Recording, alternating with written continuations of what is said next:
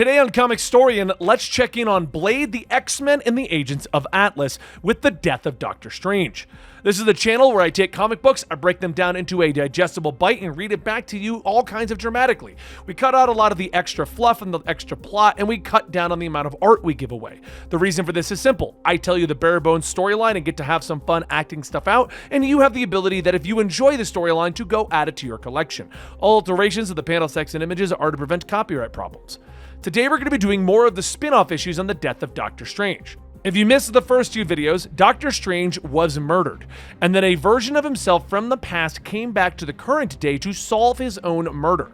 Well, with the death of the Sorcerer Supreme, various magic seals have been broken across the Marvel Universe, and 3 of those seals involves White Fox of the Agents of Atlas, Blade over at Vampire Nation, and the Black Knight, Dane Whitman, as you all know from the MCU. All right, let's get into the storyline. And don't forget, if you want to get early access, join us over at Patreon, patreon.com/Comicstorian. Death of Doctor Strange, White Fox. The man runs in fear down the streets of his village, blood splattered on the walls around him, and he passes a woman who begs for his help. But he shoves her aside, looking back briefly as her screams of fear and death reach his ears moments later.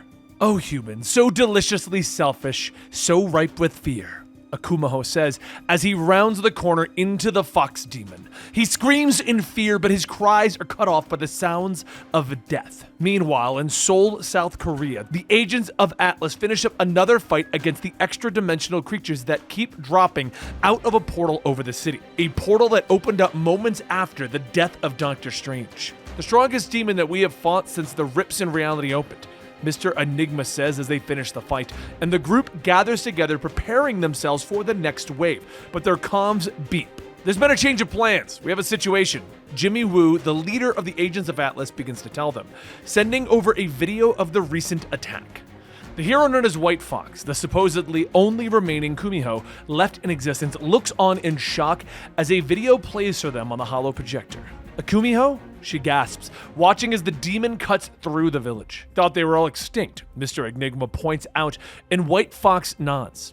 Me too, she says quietly as she reaches out her hand, waving it through the hologram. Who are you? She whispers, and a short time later, they're all at the Agents of Atlas headquarters. The Agents of Atlas think that it's you, Swordmaster tells White Fox as she walks into the room, and she smiles at him as she walks towards him, telling him that she had to come and see him to see if I did it. Of course you didn't, but I have to ask because Jimmy, he explains, but she stops Swordmaster, informing him that she doesn't blame him, and she looks at the group, explaining that she'll head to the village to try and reason with the Kumiho. If I can't, then I'll put them down myself, she says, but the Swordmaster shakes his head, telling her that he's going with her. You shouldn't have to face this alone, he says, and the other members of the team agree, letting the pair travel to the village while they defend the city. The portal opens up, allowing them to step out into a forest outside of the village. What are you thinking, Ami? Swordmaster asks her, and White Fox sighs, removing her mask, pointing to the village, telling him that she grew up in a small Kumiho town not far from here. She tells him that the legends state that the Kumiho can shapeshift and eat the hearts of men, and that people feared them, even the ancient Sorcerer Supreme.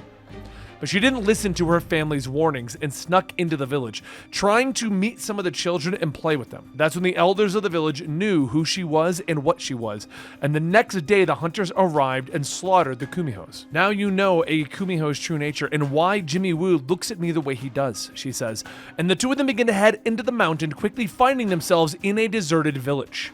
So this is where the attack took place? Everyone's gone, Swordmaster says quietly as they look around, but they turn as voices reach them. Help me. Give me your blood, people begin to say as they hobble out of their destroyed homes. Unfortunately, I don't think so, White Fox says, her magic tails appearing behind her.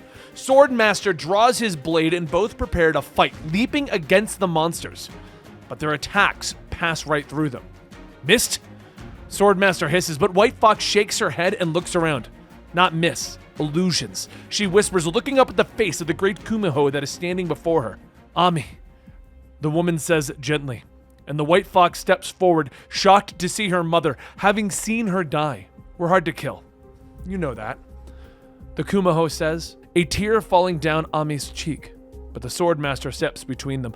Ami, this isn't your mother and you know that, he says to his friend, and White Fox nods, her eyes beginning to glow. I do. but I wanted it to be," she says, preparing to attack, but the image of the Kumiho shifts, its tails becoming great snakes and its body beginning to rot, maggots crawling out of its eyes. "You miserable little boy! I'll tear your heart out and eat it!" The monster shouts as it leaps into attack, and White Fox retaliates, slashing at the snakes. "How dare you steal my mother's face! I'll send you back to your dimension, you false Kumiho!" The White Fox shouts, but the monster laughs, telling her that this is her dimension, that she was locked away long ago by a sorcerer supreme, but that spell has been weakened and she has been released. "I was once a Kumiho. Now I am so much more," the monster snarls, its snakes lashing out, biting at White Fox and Swordmaster. "I know your fears," the monster snarls, and Swordmaster's eyes widen as he sees her parents, begging him to help. He looks up at the image of Shiyu, the god of war, who will devour their world. Lin lies down to his knees, the sword falling from his hand. "This can't be," he gasps, and Ami looks around, images of shadowy wolves rushing forward, attacking and killing her mother. "I will delight in your fear," the monstrous Kumiho whispers to her, but White Fox whirls around, slashing her across the face. "I'm not afraid of you. The worst things in my life have already happened. There's nothing that you can do to me," she says as she attacks the shadowy creatures, but the monster knocks her away. "I was going to start with your friend, but I think I'll eat your heart out first," it says, looming over her. But Lin Lai is there, swinging his sword, the blade striking the monster, shattering it to pieces. And he looks up in shock, the divine sword of his family that was bestowed upon him to stop the Shiyu. "How?" he gasps, and the monster looms before him. "Because it knows how weak you are," the Kumiho snarls, slashing at him and knocking him off the cliffside. Lin is still in shock at the shattered sword as he plummets away. Ami bellows in rage, transforming into her own true Kumiho form. "You should have stayed sealed away. When I'm done with you, not even the Sorcerer Supreme will be able to put you back together," she roars, leaping at the monster, ripping off its snake tails with her teeth, biting into the monster's chest. It's over in moments, and the monster lays dead on the ground. Ami walks to the cliff, looking down for her friend. She travels down the mountain to the river below. "It's no good. I can't pick up his scent. He's gone," she says as she transforms back. She attempts to gather the rest of the agents to begin searching for their friend, but it's no use. Swordmaster has disappeared. Without a word, it appeared that the seals of Shiyu's tomb were beginning to weaken. An exhausted White Fox would return to her quarters, where she kept a small piece of the shattered sword, looking at it for a moment, clutching it tightly to her hand. "I couldn't save you, but I promise I'll do whatever it takes to stop Shiyu. What it takes. I will avenge you," she says to herself. Next up, we have Blade. Pripyat, the new vampire nation. The vampires are celebrating the sign of the old warehouse, declaring the death of Dr. Strange. The vampires are dancing in a 90s rave scene with sprinklers activating, spraying blood on the cheering creatures of the night. Blade, meanwhile, is the sheriff of this vampire nation, and he is leaning against the wall.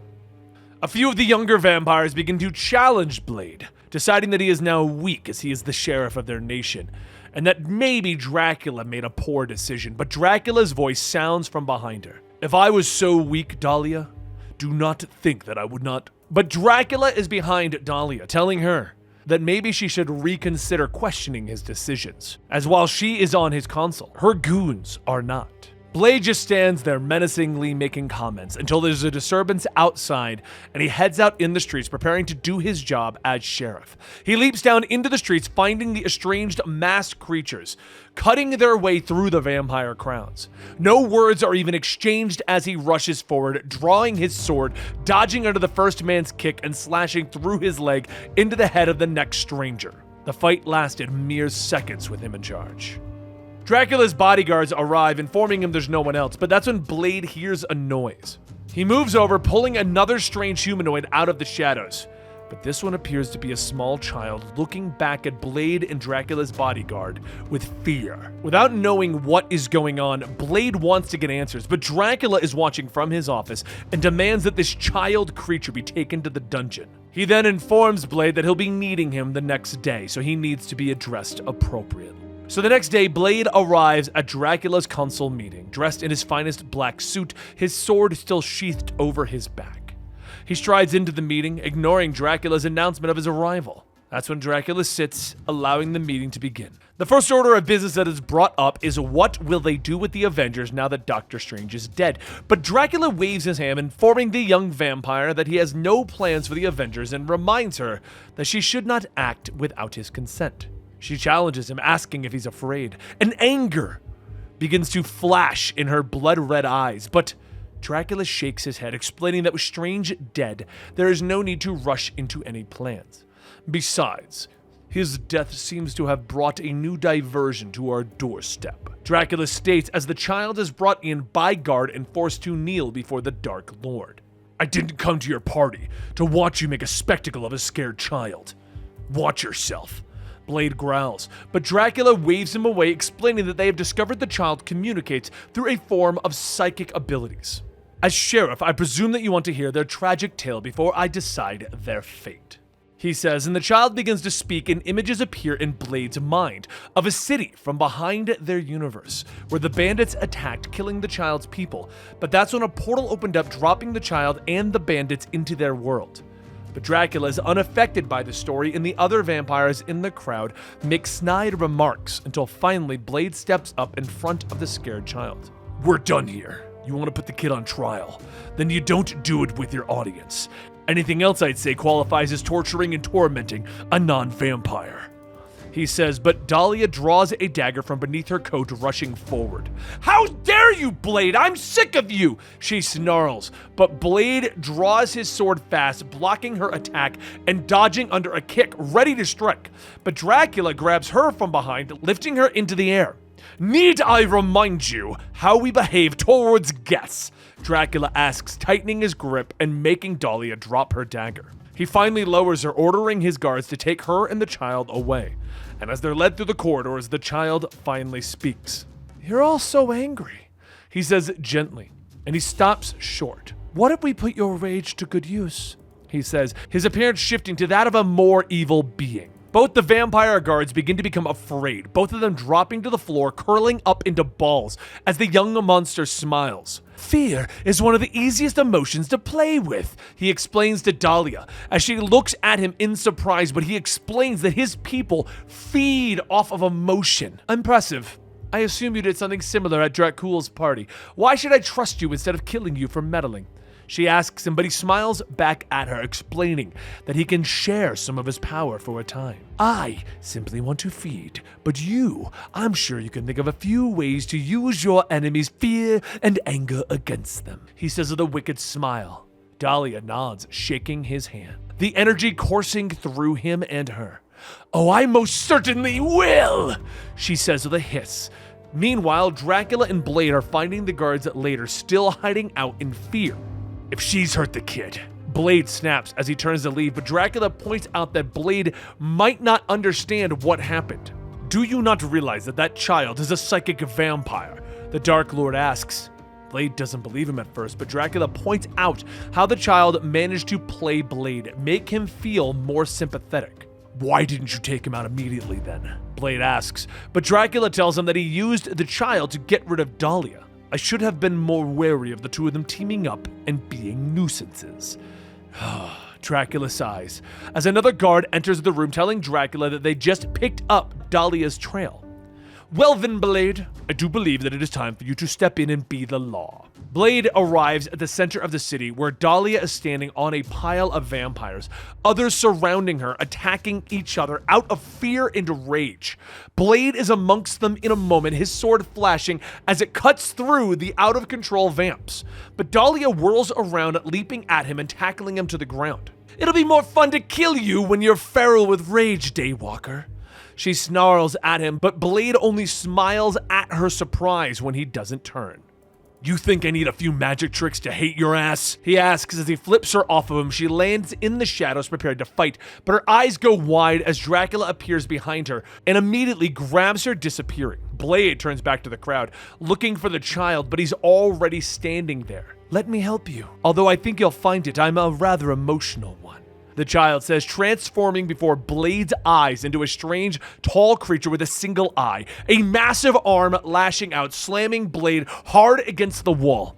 He pulls him back, slamming him again, and then whirls, throwing Blade through a nearby street lamp. The rest of your kind would have been drained empty by now, or been consumed by their own emotions, and yet I suspect that you could feed me for a lifetime! The psychic vampire laughs as it stalks forward. Guess I'm made to be different, Blade says as he wipes blood from his face, but as he stands up, he smiles. Been a while since I fought so long that I get to see the sun come up, he says, motioning over the monster's shoulder. The one-eyed being looks and points out that the sun doesn't hurt him. Didn't think it would, but it means that it's time for the streetlights to go out, Blade says, reaching for a shattered street lamp and ripping it free, whirling it around, stabbing the monster through the chest. With that, the sun begins to rise as the psychic vampire falls to the ground, dead. Blade turns back to the shadows in the alleyway, finding Dracula waiting for him. You saved many of my citizens, the Dark Lord points out, and Blade turns to walk away, without so much as a reaction. I didn't do this for you. Sunrise is here, and I suggest you go to bed, Blade hisses as he walks into the daylight. Next up, we have the X-Men and the Black Knight and their reactions to the death of Doctor Strange. The Black Knight in this current timeline is Dane Whitman, who many of you may know from the MCU's introduction of him. Dane Whitman sits back on his throne, scrying the events from a few days ago, watching as the X-Men fight against a zombie horde in the middle of London. They work together, fighting off that horde and saving everyone. But afterwards, as they're cleaning up the mess, a black void opened up over the city, red lightning crashing down. Now that's weird. Dane mutters to himself, with the image shifting again as he sees the catalyst that brought forth this void. Doctor Strange with a dagger in his chest. Doctor Strange is dead! He gasps, a moment passing before he sits back down, his eyes beginning to glow as he reaches out to his daughter. Sword, this is Siege. Did you hear what I just said? He asks. Flying through the rainstorm, Jackie Copra, the new Black Knight, responds. Of course I bloody heard. Your magic chair's zapping your voice right into my brain. It's very annoying, Dane.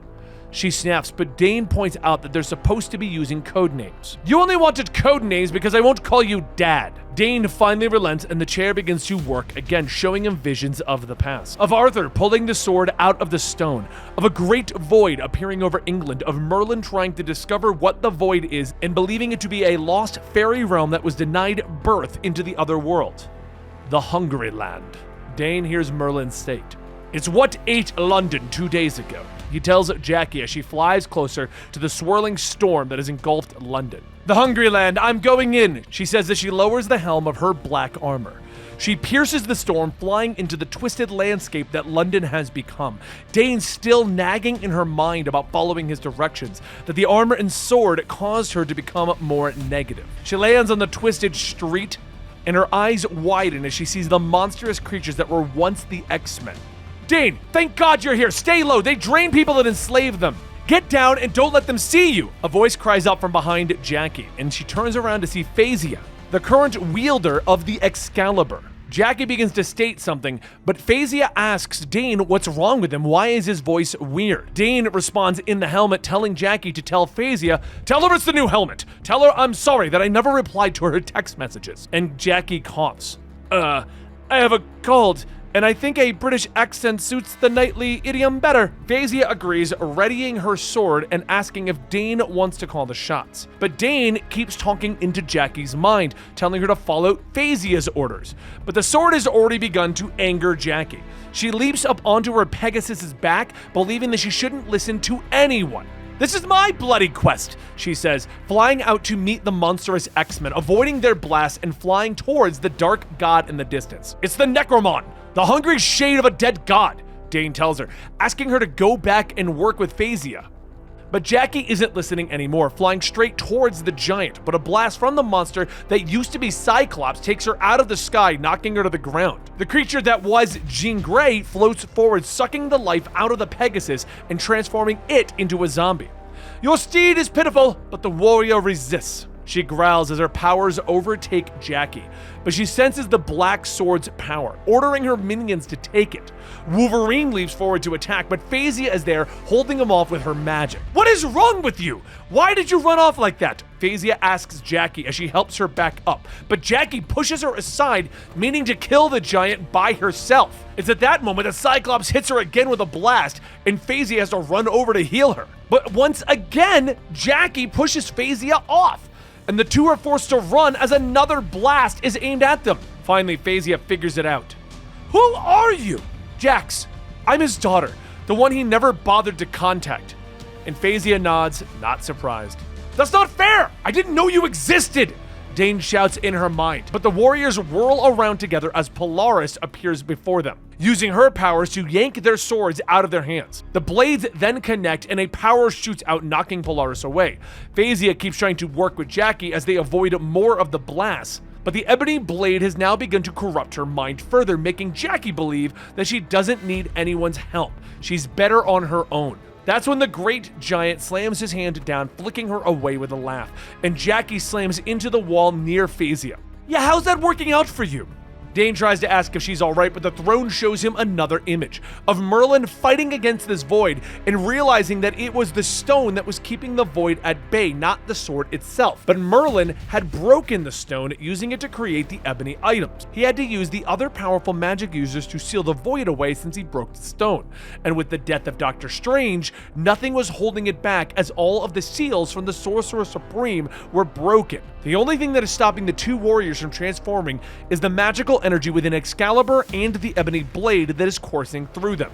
With that, Phasea continues to swing the Excalibur, the blade merely bouncing off of this giant. "I don't understand! Excalibur has the power to slay anything!" But Jackie gets an idea, pointing out to Phasea that Rogue and Synch will be able to absorb their powers if they're caught. The two warriors turn, leaping at the charging mutants. But as soon as the two mutants absorb their power, they begin to transform back to normal.